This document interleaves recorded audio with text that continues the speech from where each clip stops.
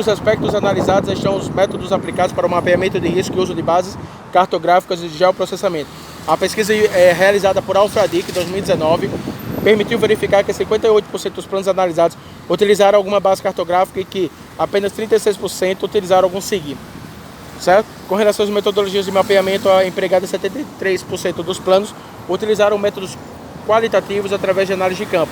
6% utilizaram métodos de probabilísticos e 21% não citaram nenhuma metodologia.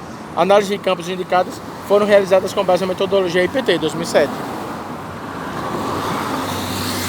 No ano de 2018, foi lançado o Manual de Mapeamento de Perigo e Risco em Movimentos Gravitacionais de Massa, CPRM/SC, SGB 2018, desenvolvido no âmbito do Projeto de Fortalecimento de Estratégia Nacional de Gestão Integrada de Desastres Naturais, Projeto GIDES, ou GIDES, né?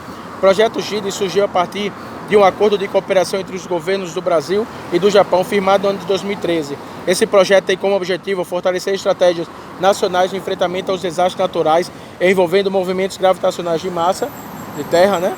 Terra quando desce, que ocorrem frequentemente no país, tendo em vista a experiência e conhecimento do Japão. Metodologias desenvolvidas pelo CPRM-SG 2018 é dividida em 3 etapas. A primeira etapa compreende a criação de banco de dados em um SIG e a delimitação da área de estudo. Na segunda etapa é realizada a análise de perigo, AP, na área de estudo, e na terceira etapa é realizada a análise de risco, AR. Certo? Lembrando, primeiro é realizada o banco de dados no SIG e a delimitação de área de estudo. Na segunda etapa, o AP, a área de perigo, análise de perigo. E na terceira e última etapa é realizada a AR, a análise de risco. Lembrando que estamos falando do programa João Pessoa Sustentável, terreno 3, aqui localizado na Avenida Beira Rio, do lado da Cagepa, tá? Estamos lendo o documento da bacharel Camila de Andrade Oliveira, bacharel em Engenharia Civil Ambiental. A metodologia desenvolvida pelo CPRM/SG 2018 utiliza critérios topográficos e feições de estabilidade como parâmetros para a determinação dos tipos de movimento.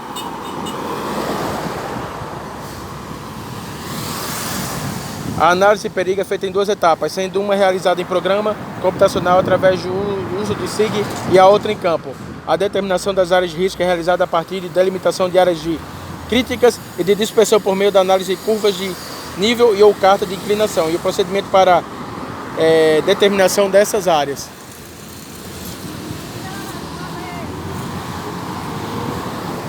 A delimitação dessas áreas, né?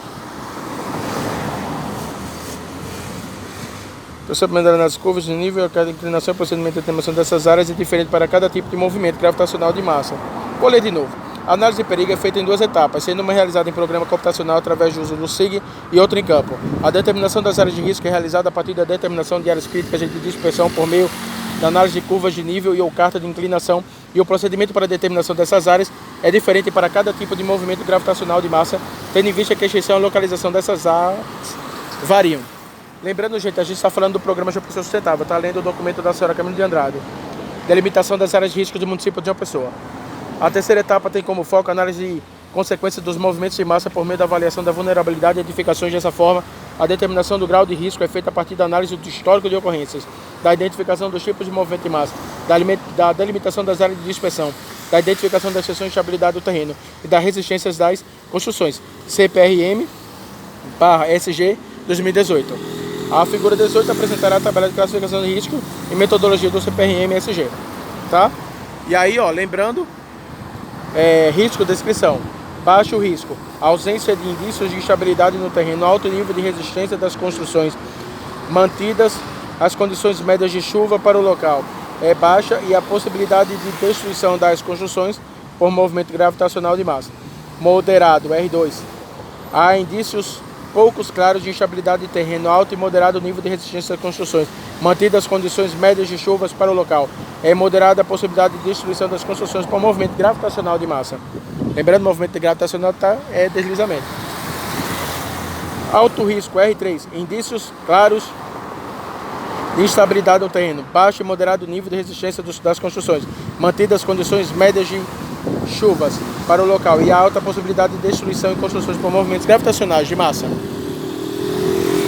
Muito alto, R4, presença marcante de indícios de instabilidade no terreno, baixo nível de resistência das construções, mantidas condições médias de chuvas para o local, é muito alta a possibilidade de destruição das construções por movimento gravitacional de massa, tá? E aí, agora a gente vai para a Associação de Metodologias de Mapeamentos Qualitativos e Quantitativos das Chigas, foi realizado pelo PCE em 2019 na comunidade São José do Jacó, em Natal, Rio Grande do Norte, a partir da implementação de uma técnica de avaliação multicritério em SIG para a determinação do risco geotécnico das encostas das comunidades analisadas. O mapeamento de risco de João Pessoa. Em agosto de 2013, o município de João Pessoa, na Paraíba, foi mapeado pelo Serviço Geológico do Brasil, CPRM/SG, por meio de uma ação de caráter emergencial iniciada em novembro de 2011 e com prazo de duração inicial de 4 anos, que teve como objetivos mapear, descrever e classificar situações de risco alto e muito alto dos municípios brasileiros com histórico de ocorrência de movimentos de massa e inundações, CPRM/SG 2013. Nesse mapeamento foram identificados 3 setores de risco alto e 9 setores de risco muito alto e movimentos de massa e inundações no município de João Pessoa. Em 10 setores de risco alto foram identificados movimentos de massa do tipo escorregamento planar. Em um setor de risco alto foram identificados escorregamento planar e enxurrada. E nos demais setores de alto risco foi verificada a ocorrência de enchentes. Em 4 setores de muito alto risco, foram identificados movimentos de massa do tipo escorregamento planar e nos outros 5 setores de muito alto risco foi verificada a ocorrência de inundações.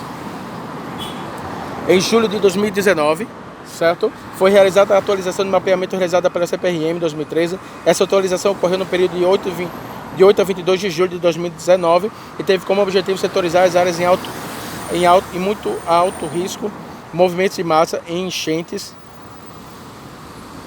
e inundações do município. Foram identificados 64 setores de alto e muito risco no município, sendo 49 deles sujeitos a ocorrência de movimentos de massa, 12 ocorrências de inundações, 1 ocorrência de inundação e erosão de margem fluvial, 1 ocorrência de enxurrada e erosão de margem fluvial e 1 ocorrência de inundação e movimentos de massa.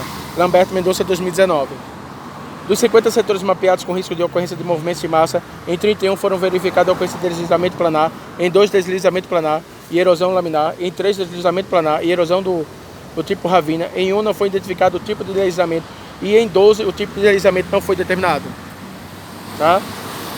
A metodologia utilizada nos mapeamentos realizados pelo CPRM/SG 2013 e por Lambert e Mendonça 2019 foi a desenvolvida pelo IPT 2007. Certo?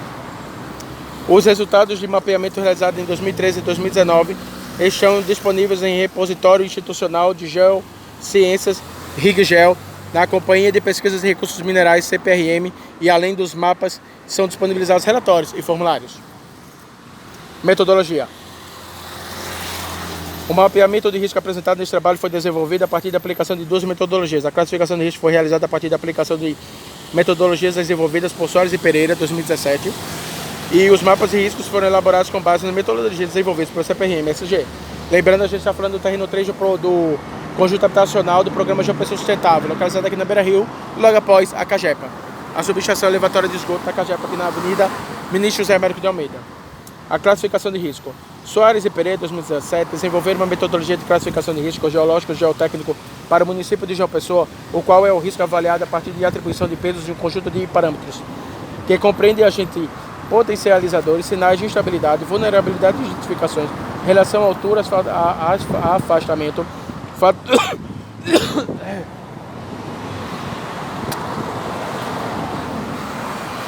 fatores atenuantes e fatores agravantes. Fatores atenuantes é aqueles que aliviam. Fatores agravantes é aqueles que agravam, que tornam a situação pior, tá? Trata-se de uma metodologia de fácil aplicação em que somatório de pesos resulta na obtenção de níveis literários de risco, sendo, portanto, menos subjetiva que as metodologias qualitativas usualmente empregadas.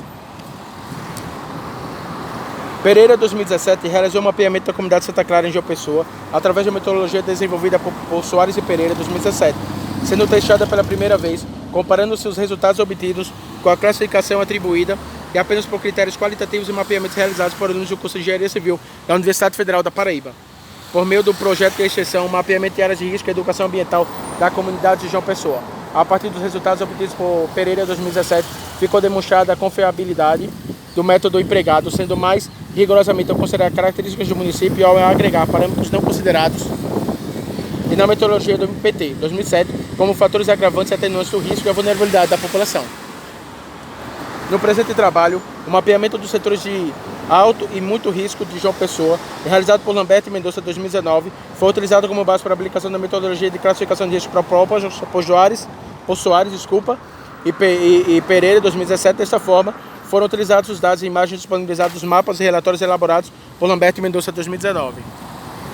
Na metodologia de Soares e Pereira 2017, os agentes potencializadores compreendem características físicas que contribuem para a ocorrência de movimentos em massa. São eles: execução de cortes ou aterros, aqui na encosta, a presença de bananeiras e árvores de grande porte, aqui tem, remoção de vegetação rasteira, ausência de dispositivos para drenagem de água pluviais, ausência de sistemas de esgotamento sanitário, aqui tem, presença de fossas, descarte irregular de lixo, aqui tem, e entulho, aqui tem, lançamento de águas sérvidas ou esgoto, aqui tem, vazamentos em tubulações, aqui tem, né? Na metodologia de Soares e Pereira, 2017, caso não seja verificado nenhum agente, é somado um ponto e a presença de ao menos um desses agentes resulta na soma de 2 pontos. Os sinais de instabilidade atestam as ocorrências de movimentos em massa anteriores ou a iminência de movimentos futuros, como árvores e postes inclinados, muros embarrigados, trincas em paredes, pisos ou forros de residências, batentes no calçamento. Somam-se esses sinais à presença de feições erosivas e fissuras de movimentos no solo de talude. Talude, voltando à sua ação, são espaços de solos em terrenos inclinados, tá? Como é o caso aqui, uma barreira.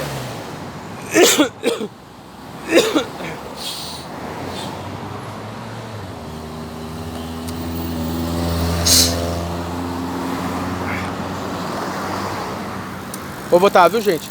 A gente está falando aqui agora do programa João Pessoa Sustentável. Estamos aqui no terreno 3, certo? Localizado no Plano Diretor de Reassentamento e Relocalização, página 81, 82 e 83, do lado da Cagepa, subestação elevatória Avenida José Américo.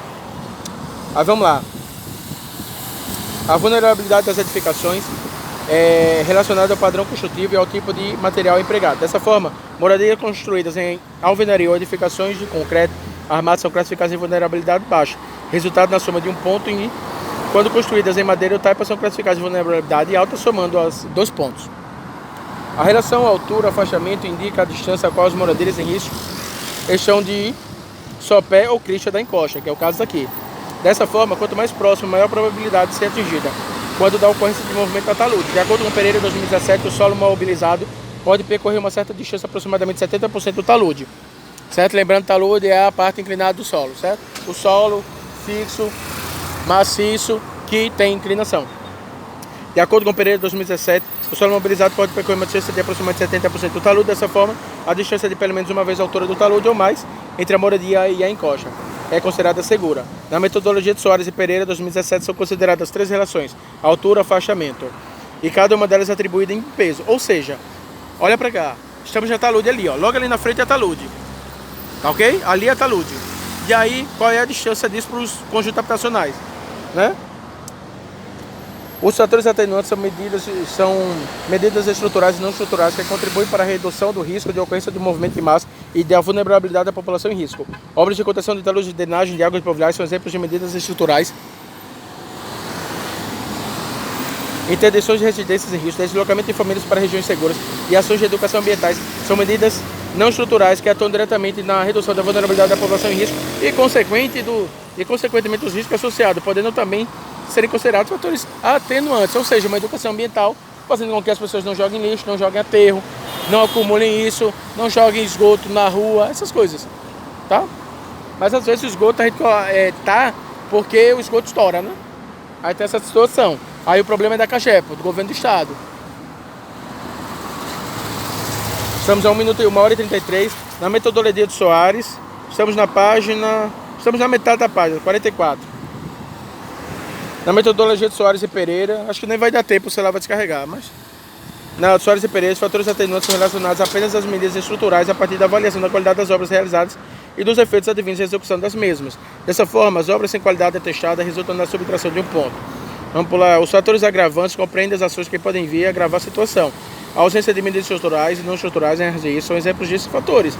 Vale ressaltar que as medidas estruturais, quando executadas sem aparato técnico ou sem manutenção, podem vir a se tornar fatores agravantes. Na metodologia de Soares e Pereira, 2017, o principal fator agravante é analisado a vulnerabilidade social. Dessa forma, caso a vulnerabilidade social seja considerada relevante, são somados os pontos. Além disso, Soares e Pereira, 2017, também consideram a estabilidade do talude como um fator agravante, sendo que, caso seja considerado estável, subtraído um ponto, tabela 1, certo?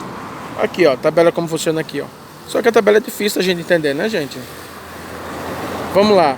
Parâmetro, condição. Agentes potenciadores, AG. Sem AG com AG. Sem AG, 1 ponto. Com AG, que é agente potencializador, 2 pontos. Sinais de instabilidade. Sem I com sinais de estabilidade. Sem sinais de estabilidade, 1 ponto. Com sinal, 2 pontos. Vulnerabilidade de identificação. Baixa, 1 ponto. Alta, 2 pontos. Redução, altura, afastamento, 1 ponto. Aí a relação da altura, 2 pontos, se não tiver relação, né? 3 pontos ou mais se for muito próximo. Fatores atenuantes, obra sem qualidade atestada, 1 ponto. Obra que minimizou o risco, 2 pontos. Obra que, agora lembrando que aqui é menos 1 ponto, menos 2 pontos nas atenuantes. Obra que eliminou o risco, menos 3 pontos. Talude estável, menos 1 ponto. Fatores agravantes, vulnerabilidade social relevante, mais 2 pontos. Tá? Mapas de risco. Pô, gente, vamos dar uma volta aqui só pra gente já fazer uma movimentação. A gente tá falando da questão das taludes, né? Vamos lá. Quando a gente fala da questão da talude, a gente viu também a questão do tipo de vegetação, né? A gente também avaliou essa questão da vegetação. Lembrando que a gente está aqui, ó, na beira-rio. Eu não estou conseguindo ver direito porque eu estou no sol, né? Aí não está sendo possível olhar. A gente vai dar uma entrada aqui. Eu vou primeiro para a parte lá de baixo, certo? Para a gente poder fazer uma avaliação, uma análise, só uma olhada. E aí o que acontece? De acordo com as leituras que a gente já fez, a gente sabe que...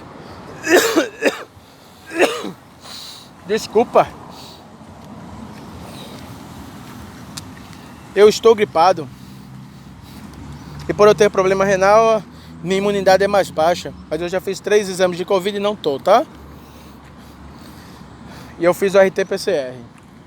Aí, ó, essa área todinha aqui, ó, foi recém-aterrada, tá vendo? Ó? Já se formou por conta própria uma talude artificial, que é essa parte aqui todinha aterro, tá? Talude, lembrando aquela ocorrência.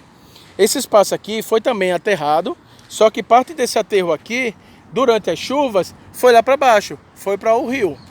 E aí o que acontece? Lembrando que a questão principal do estudo aqui da senhora Camila de Andrade, bacharel em Engenharia Civil e Ambiental da Universidade Federal da Paraíba, qualifica que quanto maior a proximidade das habitações da talude, né, que é o espaço da barreira, certo? Que essa aqui é a talude, é o solo maciço, certo? Aqui não é rochoso, né? E aí, ó, a gente vê essa questão aqui, ó, tá? O solo, aquela parte ali todinha que foi soterrada ali, ó. Aí a gente vai descendo mais para próximo do rio.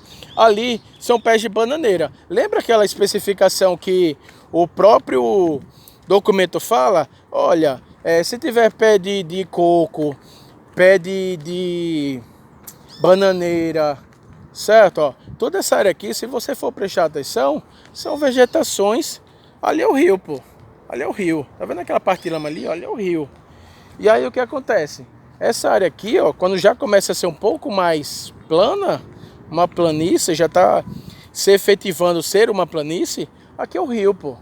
E aí, ó, a gente olha esse espaço térreo aqui, ó. Olha pra cá, ali, ó, o secapro, ó. Vamos avaliar isso aqui, ó. Aquele espaço ali foi soterrado. Antes daquele espaço ser soterrado, era para ter ser feito uma estrutura aqui de muros de arrime, certo? Onde para fazer a contenção do espaço, mas simplesmente já aterraram. E aí, tipo, a gente pode ter uma simples representação do possível terreno, do possível solo que teríamos mais lá na frente, aqui. O solo é aproximadamente esse, certo? Menos úmido ali, por estar um pouco mais distante do rio, certo? E aí a gente tem, ó, os pés de bananeira, essa parte aqui todinha é um rio, pô. Eu não vou para lá porque senão eu vou afundar. E aí o que acontece, ó? Todo esse espaço aqui, se você observar, certo? É barreira. A gente está numa barreira. Aqui, pô, era muito mais íngreme para descer. E aí, ó, para você ver, a chuva levou toda a terra lá para dentro. Toda aquela terra que você viu lá de cima, desceu para aqui. Foi para dentro do rio. E aqui é o espaço onde eles qualificam que vai ser o terreno 3, Plano Diretor de Reassentamento e Relocalização, disponível no site da Prefeitura Municipal de João Pessoa, certo? Ah, mas falaram numa reunião que teve lá no Elo 2, Tito Silva, que o plano mudou, só que não foi publicado. Se o plano mudou e não foi publicado, vale o que está publicado, velho. A lei, a regra administrativa é clara. A efetividade dos atos administrativos, há necessidade de publicação. Quando o ato não tem publicação, ele tem um vício, logo ele perde o valor. Certo? Ele não vai ter autoexecutoriedade porque faltou o princípio da publicidade, da transparência. Ah, o programa João Pessoa Sustentável mudou? Tá, mudou, mas olha para cá, ó. Esse espaço todo aqui é uma barreira. Entendeu? Esse espaço todo aqui é uma barreira. Aí a gente vê, ó, cerâmica. E se a gente for andar, pô, a gente encontra coisas piores. Entende?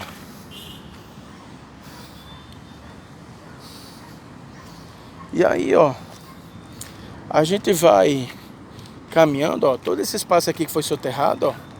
Isso aqui foi soterrado, pô, isso aqui, ó, foi aterro jogado aqui, que foi para dentro do rio. Todo esse espaço que você deu aqui, ó, essa curva que você tá vendo aqui, tá? Foi espaço que foi para dentro do rio. Essa barreira que você tá vendo aqui é uma barreira nova. Isso aqui era totalmente inclinado, indo para baixo, que era literalmente uma barreira. Todo esse espaço aqui, ele foi soterrado. E aí a necessidade da Defesa Civil cumprir a legislação do plano municipal de redução de riscos para verificar se esse espaço aqui é possível de criar, de fazer habitação. Ah, mas tem engenharia para tudo, sim, mas é necessário que seja avaliado, porque não importa ter engenharia para tudo. O que importa é haver uma avaliação dos riscos atribuídos a esse espaço, ó. Que esse espaço aqui é o aterro. Isso aqui, ó, é todo tipo de material. Não é um aterro uniformizado. Não é um aterro feito para cumprir requisitos. E aí a gente vai caminhando. Ó, aqui a gente tem terra, tem barro. Eita, tá vendo, ó? Todo esse espaço aqui, ó, soterramento, pô. E aí a prefeitura, ela diz que não tem obrigação. A prefeitura quer que a gente acredite que ela não tem obrigação, mas ela tem. Entendeu? A Defesa Civil tem que vir avaliar esse espaço.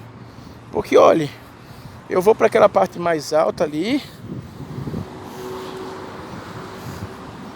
Eu vou para aquele espaço ali, para você poder ver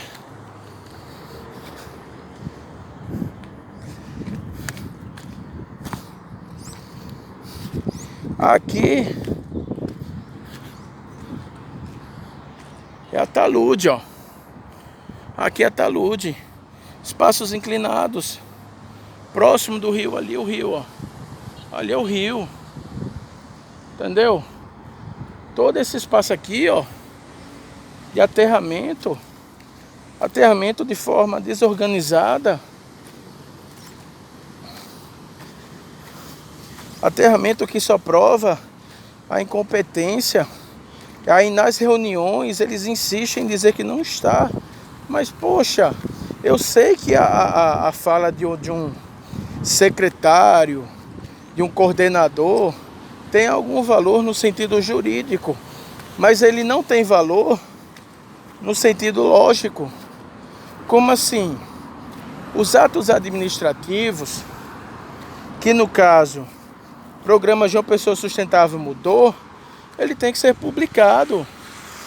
Os atos administrativos, eles não podem, de forma alguma, lembrando, a gente está aqui no terreno 3,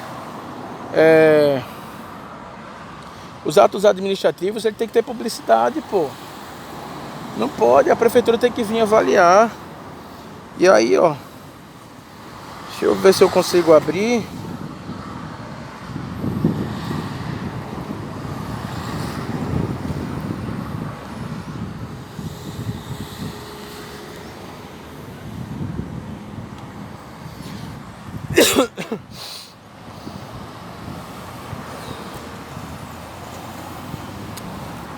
Desculpa, gente, eu estou gripado.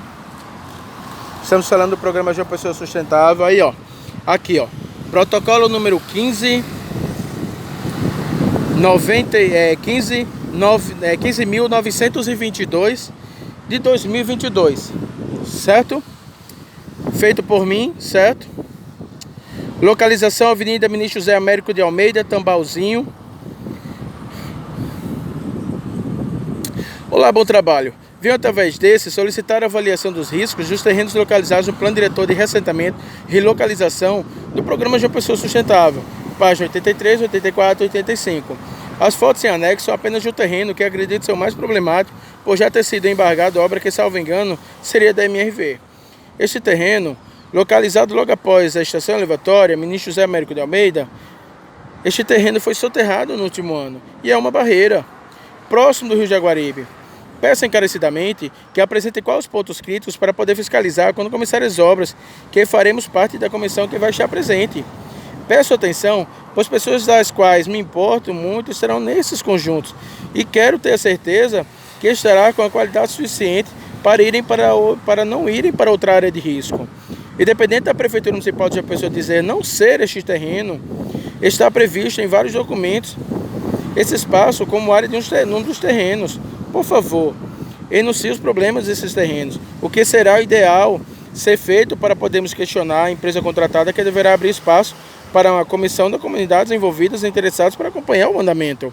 Por favor, nos indique a situação deste terreno, pontos para melhorar e o que seria necessário para, exemplo, muro de arrimo. Vou fazer apenas uma comparação. Acredito que o terreno 3, página 85, se enquadra na problemática de Teresópolis. Explico. Lá, por ser um morro, este terreno, antes de ser soterrado, era uma barreira. Foi soterrado. Não tem muro de pedras naquele espaço inicial do terreno, como está hoje em dia, sentido rio. Durante chuvas, parte do aterro está indo sentido ao rio. Qual garantia temos da atividade do terreno para a construção? Qual a chance tem desse terreno ceder em 10 anos ou menos? E de forma local, desmoronaria todo o terreno, ou seja, alto risco de vida. Para tanto, quais os problemas desse terreno que são percebidos? Quais as soluções? Prevendo questionamento, solicito uma base, uma indicação de defesa civil, também na avaliação de riscos, mesmo espaços ainda não habilitados, mas que existe em planejamento da habitação desses espaços. Grato pela atenção, link abaixo o PDRR, Plano Diretor de Reassentamento e Relocalização. E aí, a resposta da Prefeitura. Caro demandante, DMD demandante, entendendo em primeira análise não ser da competência dessa Compedec ofertar respostas às questões demandadas pelo demandante, ainda assim é importante que façamos uma análise subliminar daquilo que se requer, indicando quais os caminhos, os encaminhamentos ou direcionamentos necessários ao pleito, do atendimento ao que se pede. Grato. Aí eu respondo, prezado secretário, está solicitando a avaliação dos riscos dos terrenos localizados no Plano Diretor de Reassentamento e Relocalização do Programa João Pessoa Sustentável. Mesmo que esses terrenos sejam utilizados para a construção do complexo habitacional para tal programa, não pode ser realizada análise sem que os programas sejam apresentados, sem que os projetos sejam apresentados, para que sejam conhecidas as soluções para os desníveis do terreno. Ressalto também que a análise de tais projetos será feita por equipe especializada da Compedec, da Prefeitura, não necessariamente desta Compedec, que é a Defesa Civil. Caro demandante, fique acordado próximo dia 13 do 10, para as 10 horas, para melhor analisarmos a demanda. Daí para lá não foi porra nenhuma mais feito. Grato pela atenção. Meu medo é por ser uma barreira soterrada, sem aparente planejamento, e se a obra for em cima desse soterramento, poderia ser uma futura área de risco. Então, se for avaliado os problemas desses espaços, para que essa futura empresa contratada já tenha registros pontos a ser melhorados, para evitar ser uma área de risco. Como sabemos, existem procedimentos de engenharia para tudo, e dessa forma teremos um laudo de órgão competente para avaliar o risco e até remover temores que possam existir. Obrigado pela atenção a todos, José Civil. Daí, não ocorreu mais respostas. Olá, bom trabalho a todos. Foi arquivado sem definição. Por favor, informe o andamento. Só quero ter informação técnica se a área tem risco de desmoronamento ou deslizamento. E para tal, a Defesa Civil, em primeiro momento, é responsável por essa análise. Só desejo ter informação quais os espaços têm risco de deslizamento de terra nos terrenos habilitados e no terreno 2. Se tem algum risco de desmoronamento nas edificações vizinhas. Acho que falei demais no momento da solicitação, mas a única coisa que desejamos saber é os riscos de deslizamento do terreno 3, página 85 do PDRR, e dos terrenos 1 e 2 disponíveis no PDRR do Programa de Pessoa Sustentável. Olá, bom trabalho. Aí hoje foi o que eu fiz hoje. Peço encarecidamente que avaliem o espaço para dirimir dúvidas e conhecer os problemas dos terrenos, seguindo como modelo o PMRR.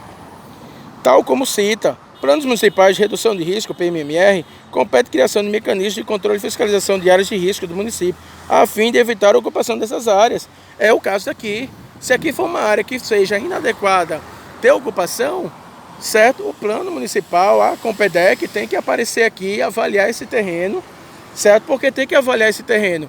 Porque o plano municipal de redução de risco qualifica que tem que ser feito.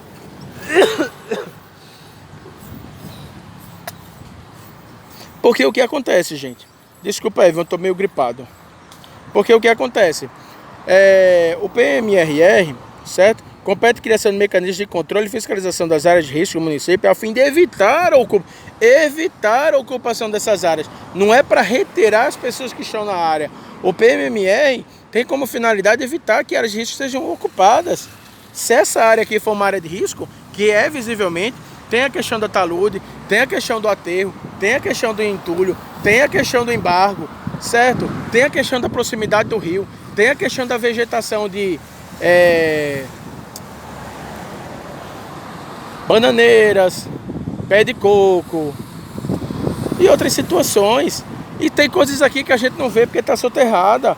O solo natural daqui é diferente desse solo que está por cima. Tudo isso tem que ser avaliado. E aí, ó.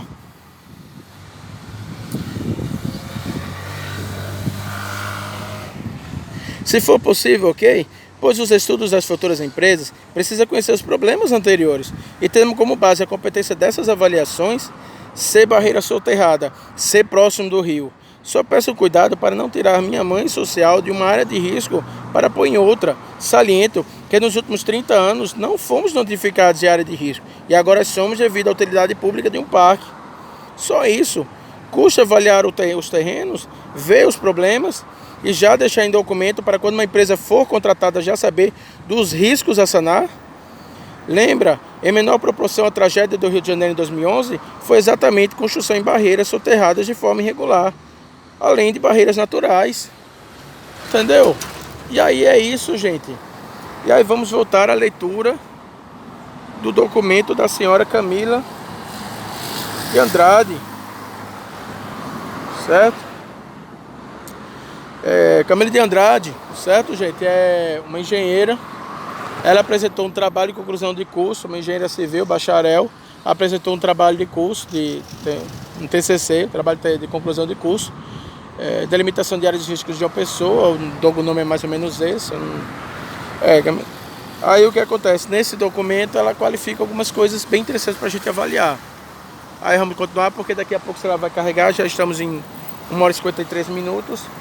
A base de dados necessária para a aplicação da metodologia do CPRM/SG 2018 compreende todas as informações relevantes para o mapeamento do município, sendo a base cartográfica e o histórico dos movimentos de massa. Os principais dados necessários, a base cartográfica do município pode ser obtida a partir de consultas aos órgãos gestores municipais e secretarias de planejamento.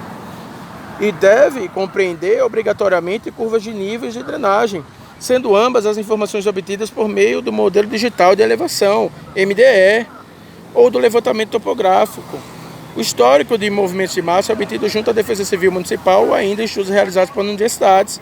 A partir desses dados, são definidas as áreas prioritárias e elaborados os mapas de perigo e risco.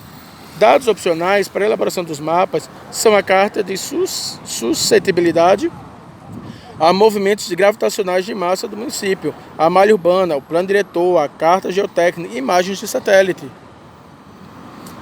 Organização do SIG.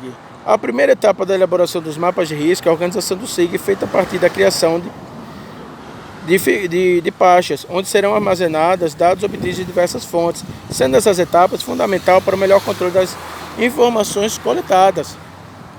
Figura organizacional, SIG, nome do município. Área de estudo, base cartográfica, feições, imagens, informações adicionais, layout, mapas temáticos, produtos finais, produtos intermediários. Fonte CPRM/SG 2018.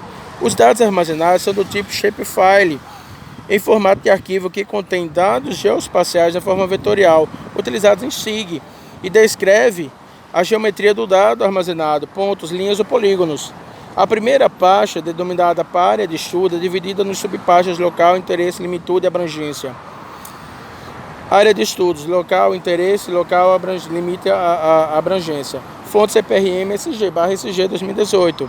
A subpasta local, interesse contém a delimitação das áreas de risco, ou seja, as regiões que são diretamente atingidas com ocorrências de movimentos de massa, onde geralmente são associadas às residências. A subpasta, limites e abrangência, contém a delimitação dos limites e abrangência, definidos a partir de critérios topográficos estabelecidos na metodologia de classificação de riscos do CPRM/SG 2018, os quais contemplam a delimitação dos locais de interesse. Tendo em vista que foram utilizados os resultados de Lambert e Mendonça, os quais foram obtidos a partir do emprego da metodologia do IPT 2007, e que a aplicação da metodologia do CPRM/SG 2018 neste trabalho é limitada à criação de um banco de dados e à elaboração de cartas de risco, na pasta limite e abrangência não foi inserido nenhum arquivo. A base pasta cartográfica é dividida nas subpastas, área urbana, curvas de nível, drenagem, infraestrutura, limites, localidade. Base cartográfica, área urbana, curvas de nível, drenagem, infraestrutura, limites e localidade. Fonte CPRM/SG 2018.